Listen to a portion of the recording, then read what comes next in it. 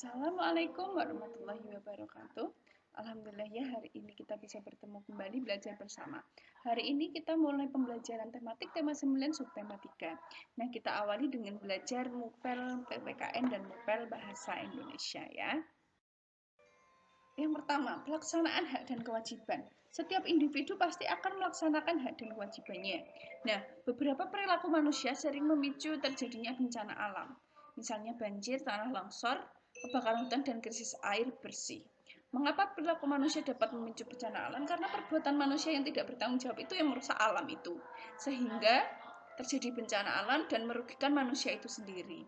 Hanya demi keuntungan uang, manusia rela melakukan hal apapun. Perbuatan demikian merupakan perbuatan tidak mencerminkan pemenuhan kewajiban sebagai warga negara. Akibat dari perbuatan manusia yang merusak alam, berdampak bagi keberlangsungan hidup manusia dan alam. Dampak yang ditimbulkan sangat besar, oleh karena itu masyarakat harus secara sadar mengembangkan perilaku bertanggung jawab dan dalam memanfaatkan lingkungan alam.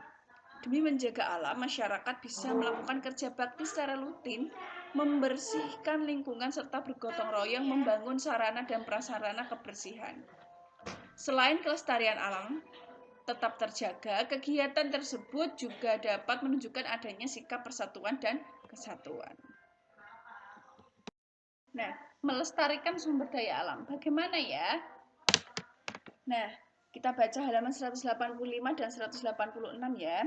Sumber daya alam, baik yang diperbarui maupun tidak diperbarui, suatu saat akan habis jika digunakan secara terus-menerus. Oleh karena itu, pemanfaatan sumber daya alam harus dilakukan secara hati-hati dan bijaksana. Nah, sumber daya alam harus dilestarikan. Kita tidak boleh memanfaatkan secara sembarangan. Jika sumber daya alam rusak, maka kehidupan kita akan terancam bencana. Nah, bagaimana cara melestarikan lingkungan ya? Melestarikan lingkungan wajib dilakukan agar sumber daya alam tetap lestari atau terjaga ya. Nah, kita bisa melakukan hal-hal berikut.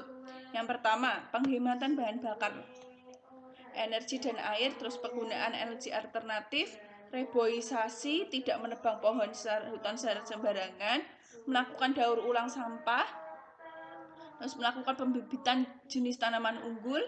Yang ketujuh, tidak membuang sampah dan limbah ke perairan ya. Dan yang terakhir, menangkap ikan tidak menggunakan racun, listrik atau peledak karena bisa merusak terumbu karang. Nah, akibat tidak melaksanakan hak dan kewajiban. Yang pertama, kita baca di halaman 190, akibat tidak melaksanakan kewajibannya. Nah, akibat tidak melaksanakan kewajiban ya, itu bisa terjadi bencana alam. Ya.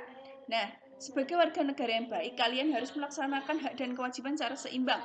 Kalian tidak boleh menuntut hak sebelum melaksanakan kewajiban. Nah, contoh sederhananya, jika kalian ingin sehat, kalian harus menjaga kebersihan lingkungan tempat tinggal kalian.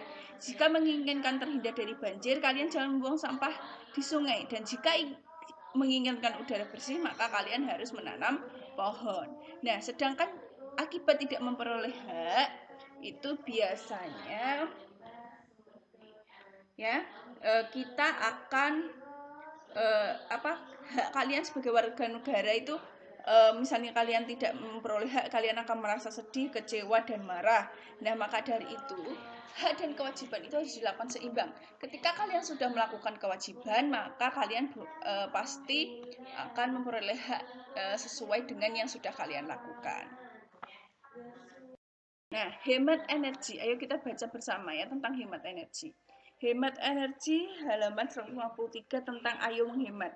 Ya, kalian ya sebagai manusia harus kita itu sangat bergantung. Kita itu manusia sangat bergantung pada sumber energi.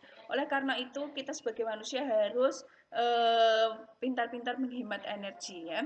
Kesadaran untuk menghemat energi harus dilakukan dari diri sendiri sejak dini. Pelaksanaan hemat energi bisa kita lakukan dalam kegiatan sehari-hari. Ya, apapun energi apapun harus kita berhemat. Nah, tugas untuk anak-anak pada tabel 155 ya, isilah tabel sesuai yang kalian lakukan.